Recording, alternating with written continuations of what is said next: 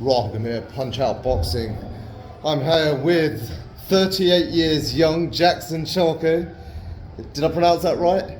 Chauke. Yeah. All the way from South Africa, 16 years of pro. I have to confess, none of us here had heard of you. And you came in, upset the hometown favourite to take that IBO flyweight championship of the world back to South Africa. First round, caught him with was it a big left hook, put him in on his backside and pretty much dominated the fight. Did you find it relatively easy? It's not that it was easy, most work with it in the fight started in the gym, The shot that I caught him with is a shot that we've been working on, You can't go into the fight not prepared, because I studied it, I've seen his previous fights with trainers, I've seen his previous fights, so I knew he was vulnerable for the left hook. So I was quite surprised it came early, So it was not an easy fight.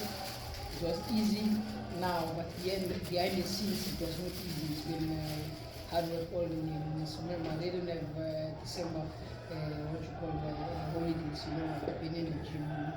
I started preparing for the fight mid-November, so it was not easy, Also, academy was not easy. It made me think more, So all in all, it was a good fight. I'm grateful for the opportunity. So maybe I'm on the winning side. Yeah, several times through the fight, you did have him hurt. Did you think you could stop him, or did you think he weren't hurt enough?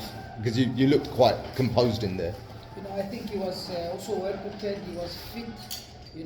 Sometimes you can think you got him, you got your guy, but when someone is fit, they recover quickly. So I wasn't sure because his face was still okay, But I knew it was a good shot, but I didn't want to rush. I didn't want to make mistakes.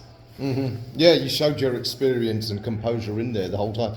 At no point did you look in trouble. A few times he did catch you with shots. Got a good chin by the looks of it.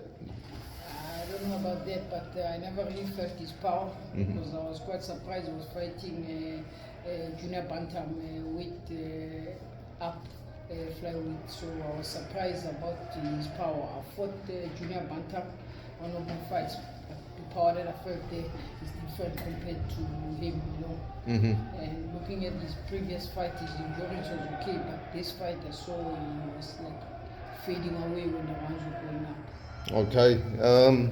Well, you are the champion now, so we've got to get to know you. Just tell us, what's this nickname M3? What's that mean? M3, my man, was given to me by my trainer's father, Nick Durant, the great Nick Durant. So he named me after the BMW M3. So that's why first head, Okay, a great car to be named after. Why not? Yeah. And as I said, you've been a pro for 16 years. Was this the first time you fought outside of South Africa?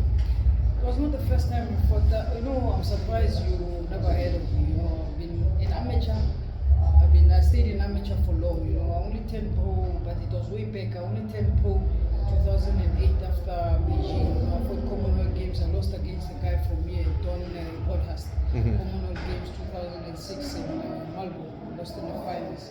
All Africa Games, I got silver medal. I've been like all the games. And some couple of championship fights. I've been in Scotland, Glasgow, 2005 for Commonwealth Championships. So I've been around. But as a professional, I only fought once out of South Africa, which is Russia.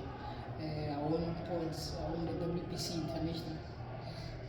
Yeah, apologies. That's a shortcoming on my part. That's a hell of an amateur pedigree that you have got behind you. But it's been a long time coming as a pro. So now you've got the belt.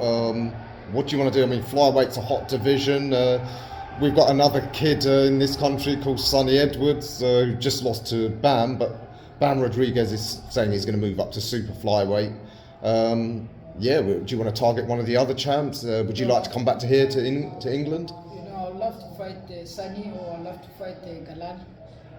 Those two names I'd like to fight, but especially Galal, I would like to fight him because when I was stripped WBC, he was the next champion. You know.